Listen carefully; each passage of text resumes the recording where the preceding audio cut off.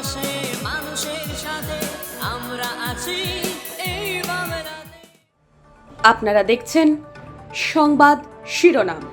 দেখলেন তো অনেক কিছু, এবার দেখুন নতুন কিছু। নমস্কার, আমি প্রাচী। আপনারা দেখছেন সংবাদ শিরোনাম। শিক্ষক নিয়োগ দুর্নীতি মামলায় 2016 সালের শিক্ষক নিয়োগের প্যানেল বাতিল করা হয়েছে, আর যার ফলে চাকরি গেছে প্রায় 26,000 জনের। ঠিক এই ঘটনার আগেই একটি সভা থেকে বিরোধী দলনেতা শুভেন্দু অধিকারী বলেছিলেন যে আগামী সপ্তাহে এমন একটা বোম পড়বে যাতে তৃণমূল বেসামাল হয়ে যাবে। তাহলে ঠিক এই বোমের কথাই কি ইঙ্গিত করেছিলেন শুভেন্দু? আবার অন্ডার বিধায়ক অমরনাথ শাখা বলেছেন যে 30শে এপ্রিল আসছে, 59,000 জনের চাকরি যাবে, শুধু সময়ের অপেক্ষা। কি বলেছিলেন তারা, শুনবো। আগামী সপ্তাহের শুরুতে এমন একটা বোম পড়বে, তৃণমূল বেসামাল হয়ে যাবে, নিশ্চিন্ত থাকুন।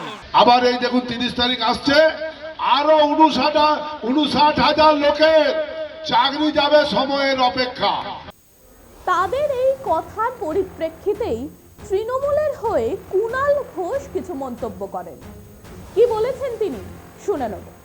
কিন্তু যারা যোগ্য তারা চাকরি পাক, তারা চাকরি করুক।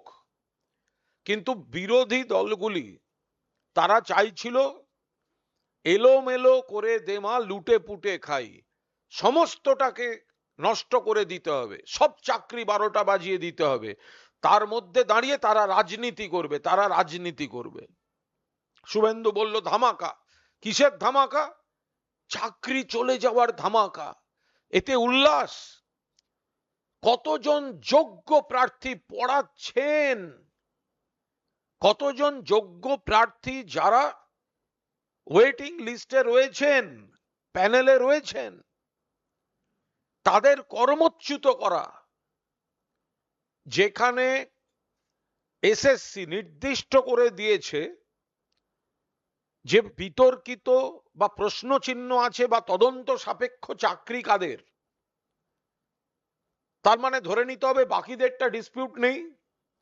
তো যাদের ডিসপিউট নেই তাদের চাকরি খাচ্ছে কোর্ট। এটা কোন ধরনের জাস্টিস? এটা তো ইনজাস্টিস, অবিচার। আবার একজন বলছেন, আবার একটা মামলা আসছে, আরো বেশি লোকের চাকরি খেতে হবে, উল্লাস। একদিকে যারা যোগ্য, যারা চাকরি করছেন, এত বছর ধরে চাকরি করলেন, বেতন পেলেন, জীবনে প্রতিষ্ঠিত, তাদের কাছ থেকে চাকরি ছিনিয়ে নেওয়া হচ্ছে। সামাজিক সংকট, স্কুলে, পাড়ায়, সমাজে লোকে তাকাচ্ছে, সবাই ভাবছে তাহলে এরাও কি, যার কোনো দোষ নেই, এক বন্ধনীভুক্ত করে দেওয়া হয়েছে, তাহলে কি এরাও দুষ্ট, এরাও ঘুষ দিয়েছিল? মানুষের পাশে মানুষের সাথে আমরা আছি এই বাংলাতে।